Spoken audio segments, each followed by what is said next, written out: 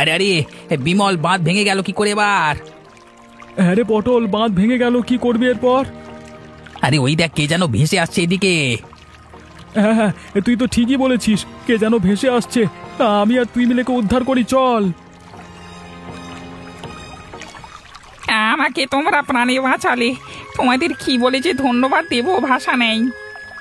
আরে না না, এটা তো যে কোনো মানুষেরই কর্তব্য। হ্যাঁ, পটল একদম ঠিক কথাই বলেছে। আমাদের চাষের জমি সব জলের তলায় চলে গেল, আর খাবো কি? যে বাঁধটুকু ছিল সেটাও ভেঙে চলে গেল। এরপর আমাদের না খেয়ে অনাহারে দিন কাটাতে হবে। তুমি একদম ঠিক কথা বলেছো কাশিদা। আচ্ছা, আমরা এরপর কি করতে পারি বলো তো? একমাত্র উপরওয়ালা আমাদের ভরসা। উপরওয়ালাই পারবে আমাদের বাঁচাতে। আর আমাদের জমিদার বাবু রঘুনাথ বাবুর কাছে আমরা সবাই মিলিয়ে গিয়ে যদি আবদার করি, তাহলে হয়তো কোনো সুরাহা মিলতে পারে। হ্যাঁ, তাই চলো সকলে মিলে জমিদার বাবুর বাড়িতেই যাওয়া যাক। তাই চলো, তাই চলো। হ্যাঁ রে পটল, বিমলা, আমরা সবাই একসঙ্গে যাবো মানে রঘুনাথ বাবুর বাড়িতে। এই দুর্যোগের জন্য একটু সুরাহা খোঁজা খুবই প্রয়োজন। কি রে মা, ঘুমিয়ে গেলি নাকি? না ঠাকুমা, ঘুমাইনি গো। চারিদিকে যা দুর্যোগ চলছে সেই শুনে আমার মন খুব খারাপ হয়ে আছে ঠাকুমা। ঠিকই বলেছিস, গ্রামের বাঁধ ভেঙে যাওয়াতে চাষের জমি নষ্ট হয়েছে। যে পরিমাণে জল বাড়ছে তাতে আমাদের খুবই চিন্তা যে আমাদের এই বাসযোগ্য ভিটেটুকু যদি জলের স্রোতে ভেসে যায় তাহলে আমরা থাকবো কোথায়? হ্যাঁ ঠাকুমা, আমিও সেটাই ভাবছি। আমাদের তো এমনিতেই অনাহারে দিন কাটে, তার উপর মাথার ঠাঁইটুকুও যদি না থাকে তাহলে আমরা বাঁচবো কি করে? ঠিকই বলেছিস রে মা, আমাদের কষ্টের জীবন সারা জীবন। আচ্ছা ঠাকুমা, আমরা তো গরিব, সেই জন্যই কি ভগবান আমাদের এত শাস্তি দেন? হবে হয়তো, ঈশ্বর হয়তো গরিবদেরকেই বেশি বেশি শাস্তি দেন।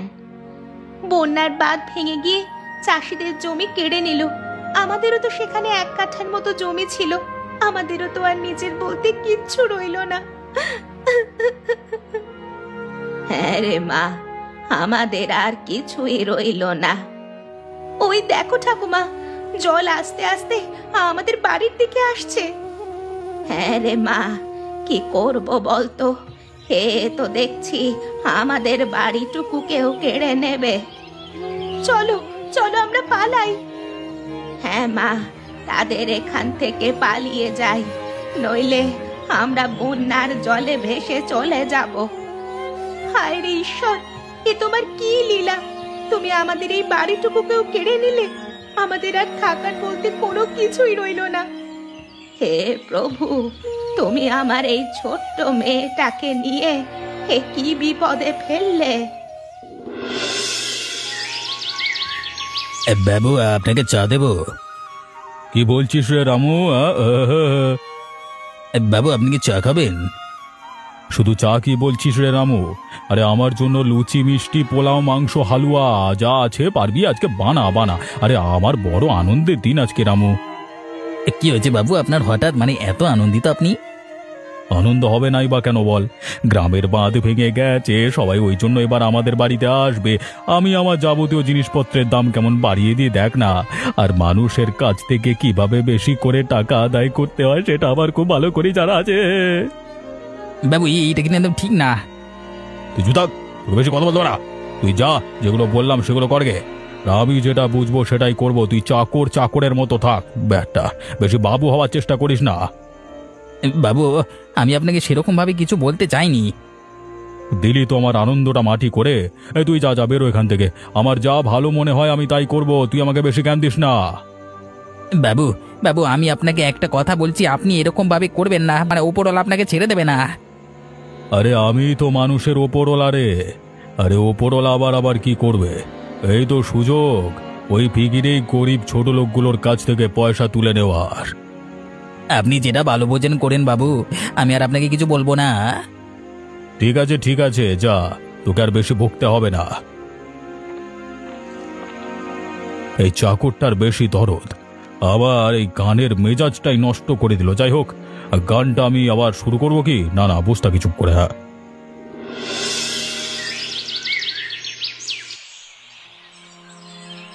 আজকে আমাদের বড় আনন্দের দিন। কি হয়েছে? তুমি এত আনন্দিত কেন? জানো তো কমলা, সেদিন যখন বাঁধ ভেঙে গেছিল সেই সময় কাশি ওই জলে ভাসতে থাকে, উদ্ধার করেছি আমি আর পটল মিলে। তুমি আবার উদ্ধার করেছো, এ কথা আমাকে বিশ্বাস করতে হবে। তুমি বিশ্বাস না করলে আমি কি করব? তুমি তো রঘুনাথ বাবুর খাস লোক, তুমি আবার উদ্ধার করেছো? আরে আমার কথা যদি বিশ্বাস না হয় তুমি তাহলে বুড়ির ছেলে পটলকে জিজ্ঞেস করো। জানো, ওই বৃষ্টি আর বাঁধ ভেঙে যাওয়ায় সবাই আজকে বড় ক্ষতির মুখে।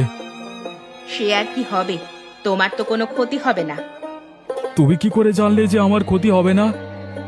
আমি তোমাকে সবচেয়ে ভালো চিনি, আমি জানবো না তো আর কে জানবে? তুমি ঠিকই ধরেছ, রঘুনাথ বাবুর হাত যতক্ষণ আমাদের মাথার উপর আছে ততদিন আমাদের কোনো ক্ষতি হবে না, কারণ সবার ভিটে মাটি চলে গেলেও আমার কিছুই ক্ষতি হবে না।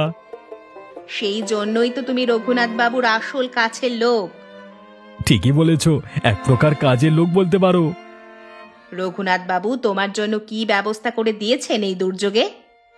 উনি বলেছেন আমাকে একটা বড় বাড়ি বানিয়ে দেবেন যদি আমি তার কথা মতো কাজ করি। বাহ, এই তো দারুণ ব্যাপার। তুমি এই খবরটা আগে কেন দাওনি? তুমি বলতে দিলে তো।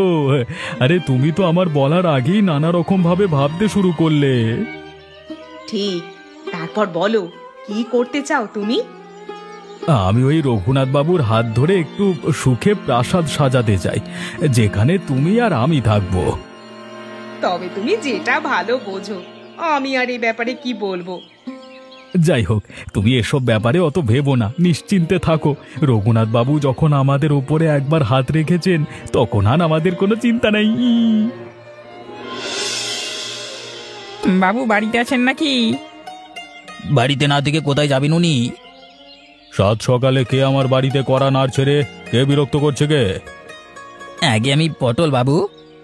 তা তোদের এখানে কি চাই? বাবু সেরকম কিছু চাই না, যদি করের বোঝাটা একটু হালকা করতেন তাহলে আমাদের খুব ভালো হতো। আমিও পটলের সঙ্গে একমত বাবু। গ্রামের ছ্যাঁচড়া লোক কোথা থেকে চলে আসে? এই, আমি আগেই বলে দিয়েছি একটা টাকাও কম হবে না। যে পরিমাণ কর চেয়েছি সেই পরিমাণ কর দিতে হবে। যদি দিতে পারিস তোরা জমি চাষ করবি, না হলে না দিতে পারলে জমি চাষ করতে হবে না। তোদের সমস্ত জমি বাজেয়াপ্ত করে নেব। এরকম করে বলবেন না বাবু, আমরা ধনে প্রাণে মরে যাব। বাবু, হ্যাঁ, আমি আপনার হাত দুটো ধরে বলছি, দয়া করুন, একটুখানি আপনি দয়া করুন। তোরা এখনই আমার বাড়ি থেকে বেরিয়ে যা। তোদের যেন আমি আর চোখের সামনে না দেখি। যদি দেখি তাহলে এক্ষুনি দারোয়ান ডেকে আমি বার করে দেব। বাবু এটা আপনি ঠিক করলেন না, এ বিচার আপনাকে স্বয়ং ওপরওয়ালা দেবে। বাবু, গরিবদের পেটে যারা লাথি মারে ঈশ্বর তাদের কোনোদিনও ক্ষমা করে না। আরে আমি তোদের ওপরওয়ালা রে বোকা।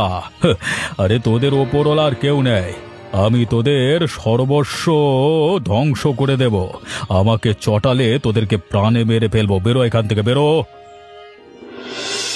বৃষ্টিতে তো আমাদের বাড়ি ঘর জমি জমা যা ছিল সব চলে গেল, আমাদের কি হবে ঠাকুমা? হায় রে মা, তুই ঠিকই বলেছিস, আমরা যে কি করব কিছুই বুঝতে পারছি না। ঠাকুমার তো নিজেরই শরীরে ঠিক নাই, তারপর আবার আমাদের যেটুকুনি থাকার খাওয়ার মতো জায়গা ছিল সেটুকুও হারিয়ে গেল। তুমি কিছু ভাবো বাবা। আচ্ছা, একবার কাশির কাছে গেলে কেমন হয়? সালা শয়তান এক ফোঁটাও সাহায্য করলো না। কাশি দাদা আমি দুজনে মিলে রঘুনাথ বাবুর কাছে গেছিলাম যাতে খাজনার বোঝাটা একটু তিনি কমান, তাহলে আমাদের খুব উপকার হতো। কিন্তু উনি গ্রামের জমিদার, উনি ঠিকই কথা শুনবেন। কিন্তু উনি কারোর কথা শুনবেন না। উনি যে পরিমাণ খাজনা আমাদের জন্য বরাদ্দ করেছেন সেই পরিমাণ খাজনাই আমাদেরকে পরিশোধ করতে হবে। যদি যদি আমরা তা না করি তাহলে আমাদের জমি বাজেয়াপ্ত করে দেবেন। সে কি বলছিস রে দাদা, উনি এরকম কথা বলেছেন? কার কাছে আমরা যাব রে বাবা? আমাদের অবস্থা খুবই শোচনীয়, কিভাবে আমরা খাজনা মিটাবো? চলো মা, আমরা এখান থেকে অন্য কোথাও চলে যাই। হ্যাঁ বাবা, তাই চলো, আমারও আর এখানে ভালো লাগছে না। নিজের স্বামীর ভিটে মাটি ছেড়ে কোথায় যাব রে বাবা, কোথায় যাব? আমাদের ঈশ্বর কি দেখবেন না? ঈশ্বর কি আমাদের প্রতি সদয় হবেন না? রঘুনাথ বাবুর করা হুকুম, আমাকে খাজনা দিয়ে তারপর আমরা প্রস্থান করতে পারবো। তাই কর রে দাদা, যেমন করে হোক ওনার খাজনা দেবার ব্যবস্থা কর। আমার আর এখানে এক মুহূর্ত ভালো লাগছে না।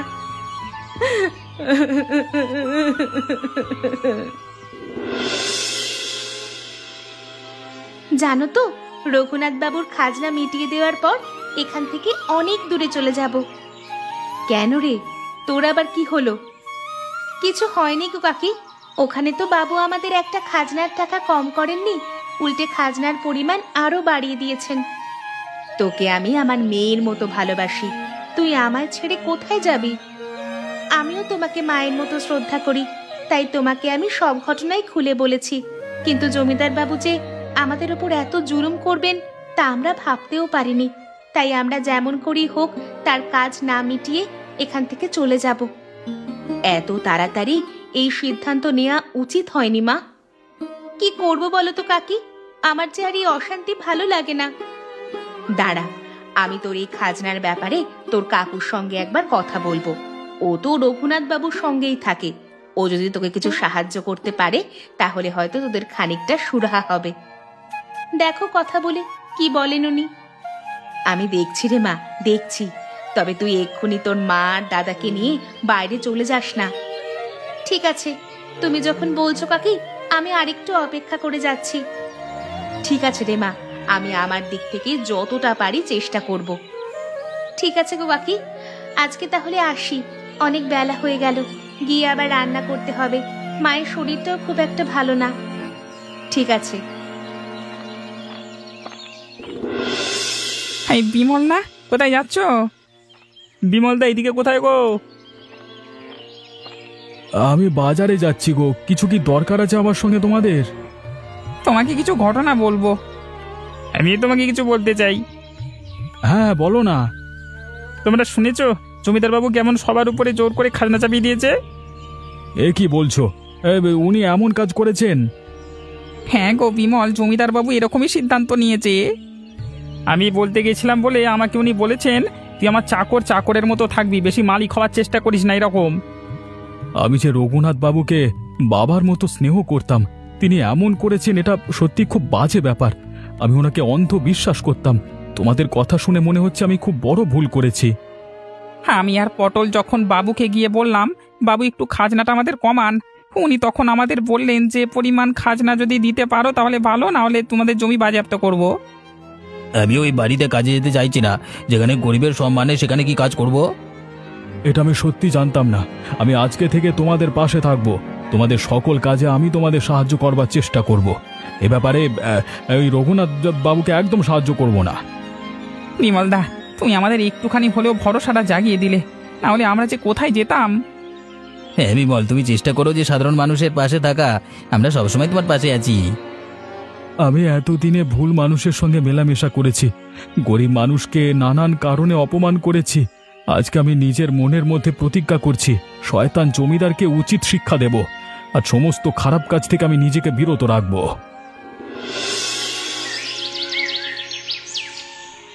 এই, আমার শোবার ব্যবস্থা করলি রামু? এক্ষুনি করে দিচ্ছি বাবু। কতক্ষণ লাগে রে? একটা শোবার বিছানা তৈরি করতে এত সময় লাগে? হয়ে গেছে বাবু। তাড়াতাড়ি কর, আমার আবার শরীরটা বিছানায় তাড়াতাড়ি দিতে পারলে বাঁচি। হয়ে গেছে বাবু, আপনি শুয়ে পড়ুন। বাবারে, মরে গেলাম রে, কেউ আছো, বাঁচাও। কি বাবু, কি হলো আপনার? ডাক্তার, ওই ডাক্তার ডাক। কি করছে বাবু? করছি। কি বাবু, কি হলো আপনার? কি হলো? কি হয়ে গেল দেখো তো বিমল দাদা। বাড়িতে সাপ ঢুকলো কিভাবে? আমি তো জানি না, আমি তো বাবুর বিছানা করছিলাম, বাবু মেঝেতে পায়চারি করছিলেন, হঠাৎ দেখি বাবু জোরে চিৎকার করে উঠলেন এবং বললেন, ডাক্তার বলি অজ্ঞান হয়ে গেল। আচ্ছা আচ্ছা, ঠিক আছে, তুই এক কাজ কর, বাবুর যেখানে সাপে কেটেছে সেখানে একটা ব্যান্ডেজ বাঁধার ব্যবস্থা কর। আমি দেখি ডাক্তার জোগাড় করতে পারি কি না। তাই করো দাদা, তাই করো। আচ্ছা, বাবুকে যে ডাক্তারবাবু দেখতো, তার কি কোনো যোগাযোগ আছে? না দাদা, আমার কাছে তো নেই। তাহলে এখন কার কাছে নিয়ে যাব? বাবুকে সুস্থ করতে, সুস্থও তো করতে হবে। তুমি এটা গাড়ির ব্যবস্থা করো না গো, বাবুকে হাসপাতালে নিয়ে যেতে হবে। হ্যাঁ তুই ঠিকই বলেছিস, আমি তাহলে তাই করি। তো সেই ছোটবেলার স্কুল থেকে পালিয়ে যাওয়ার কথা মনে আছে? সেই কথা কি আর মনে থাকবে না? তুই পরদিন প্রার্থনার সময় কেঁদে ফেলেছিলিস। দোকান থেকে লুকিয়ে মিষ্টি খাওয়ার কথাটা মনে আছে? খুব মনে আছে, মনে আবার থাকবে না? তুই আমাকে আরেকটু হলে ধরিয়ে দিচ্ছিলিস। আর ক্লাসে পড়া না পারায় ব্যাপারটা বল। তুই তো ভালোই পড়াশোনা করতিস, সেই জন্য ম্যাডামের কাছে আমিই মার খেতাম। খেলতে গিয়ে আমাকে কিরকম হারিয়ে দিতিস বন্দি করে? না না, সে আর কি করে বলবো, আমার সঙ্গে খেলা করে যে খেলা হেরে যেতিস তাই। না না, আমি হারতাম না, তুই হারতিস। ঠিক আছে ঠিক আছে, ওসব বাদ দে। তো সেই কাল মুখটা এখনো রয়ে গেল, বুঝলি? তোরও এই গলার সুরটা একই রকম রয়ে গেল। অনেকদিন পর তুই আমাদের বাড়িতে এলি কাশি। হ্যাঁ রে, অনেকদিন পর তোদের বাড়িতে আসলাম। তোর সঙ্গে হাসি ঠাট্টা করতে করতে আসল কথাটাই জিজ্ঞাসা করা হয়নি। যা, কেমন আছিস কাশি? তোদের বাড়ির সব সব ঠিকঠাক আছে তো? হ্যাঁ হ্যাঁ, আমরা সবাই ভালো আছি, তোরা কেমন আছিস বল? আপাতত তোদের ছোট বড় সকলের আশীর্বাদে মোটামুটি কেটে যাচ্ছে। একটা খবর শুনেছিস? কি খবর রে? আমাদের ওই জমিদার রঘুনাথ বাবুকে তো সাপে দংশন করেছে রে। এই সত্যি নাকি? হ্যাঁ রে, তবে আর বলছি কি। এটা তো খুব একটা আনন্দের ঘটনা নয় রে কাশি। আমাদের জমিদার বাবুকে সাপে কামড়েছে এই শুনে আমি স্থির হয়ে বসে থাকতে পারছি না। এই কি বলছিস পটল, তুই খবরটা শুনে আনন্দ পাসনি? না রে, খবরটা শুনে খুবই কষ্ট পেলাম। উনি আমার বাবার বয়সী, ওনার যদি কোনো ক্ষতি হয় আমি ওনাকে বাঁচানোর চেষ্টা করব আগে। তোর মতো মন হবে না রে, তোর মতো বড় মনের মানুষ কজনেরই বা হয়। আচ্ছা, উনি এখন কেমন আছেন? শুনেছি খুব যন্ত্রণায় কাতরাচ্ছেন, তিনি বাঁচাও বাঁচাও বলে চিৎকার করছিলেন শুধু। আমি এক্ষুনি ওনার কাছে যাব, ওনাকে সারিয়ে তোলবার সমস্ত প্রচেষ্টা আমি করব। তুমি এসে পড়েছো? আমি রামুকে তোমাকে খবর দিতে বলেছিলাম। হ্যাঁ গো, আমি চলে এসেছি। তাড়াতাড়ি ওনাকে নিয়ে ডাক্তারখানায় যেতে হবে, নইলে বাঁচানো যাবে না। হঠাৎ করে কি হলো গো সব? এখন ওসব কথা বলবার সময় নয়, আগে উনি সুস্থ হোক, তারপরে এসব ব্যাপার নিয়ে কথা বলা যাবে। হ্যাঁ হ্যাঁ, ঠিক আছে, তাই হোক। তুমি এক কাজ করো তো, ওনার যেখানটা ব্যান্ডেজ বাঁধা আছে সেখান থেকে রক্তটা বার করবার ব্যবস্থা করো। আমি ডাক্তারকে খবর দিচ্ছি, খুব তাড়াতাড়ি আসবেন। ডাক্তার আসার আগে আমি একবার পটলের মা ওই বুড়ির কাছে যাই। উনি সাপে কাটা রোগীকে সারিয়ে তুলতে পারেন, কারণ আমি জানি উনি আগে এরকম অনেক কাজ করেছেন। তবে তুমি আর দাঁড়িয়ে না থেকে তাড়াতাড়ি যাও। আমি এক্ষুনি যাচ্ছি। রঘু, তাড়াতাড়ি বাবুর জন্য গরম দুধ করে নিয়ে আয় তো। আমাকে কে আছো, বাঁচাও, আমার খুব কষ্ট হচ্ছে, আমি আর পারছি না। আমার কৃতকর্মের ফলে আমি ভুগছি। আমি অনেক অন্যায় করেছি। আমি একদম লোভ লালসায় অন্ধ হয়ে গেছিলাম, আর কষ্ট হচ্ছে, লাগছে। বাবু, আপনি একটু শান্ত হন, আপনি খুব তাড়াতাড়ি সুস্থ হয়ে যাবেন। আপনার জন্য খুব তাড়াতাড়ি ডাক্তার ডেকে আনা হচ্ছে। আপনার কৃতকর্মের ফল বাবু। রামু কাকা একদম ঠিক কথা বলেছে জমিদার বাবু, আপনার এটা করা উচিত হয়নি। আমি আমার ভুল বুঝতে পেরেছি, আমাকে তোরা সবাই ক্ষমা করে দে, প্রাণে বাঁচা, আমাকে যন্ত্রণা থেকে মুক্তি দে। আমি আর তোদের সঙ্গে কোনো খারাপ ব্যবহার করব না, আমি সত্যি অনেক বড় অন্যায় করেছি।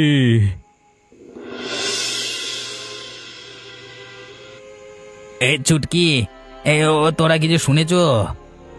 কি গো বাবা, কি হয়েছে রে বাবা? তুই হঠাৎ এরকম চিন্তা করছিস কেন? আমি কাশাবাবুর মুখ থেকে শুনলাম যে আমাদের জমিদারের ওখানে নাকি সাপে কেটেছে।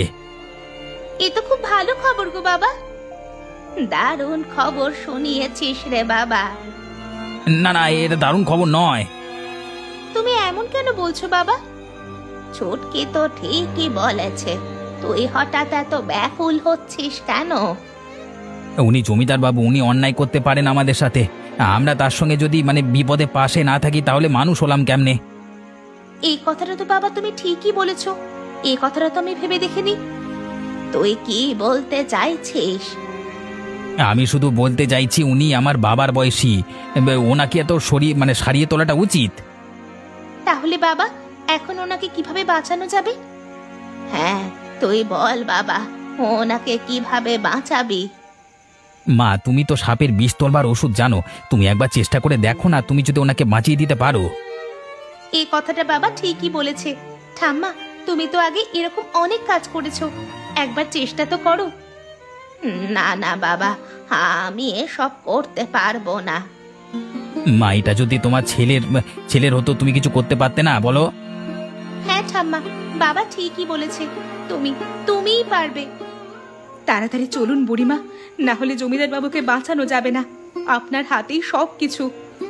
তোমরা যখন এত করে বলছো, তখন আমি একবার চেষ্টা করে দেখতে পারি।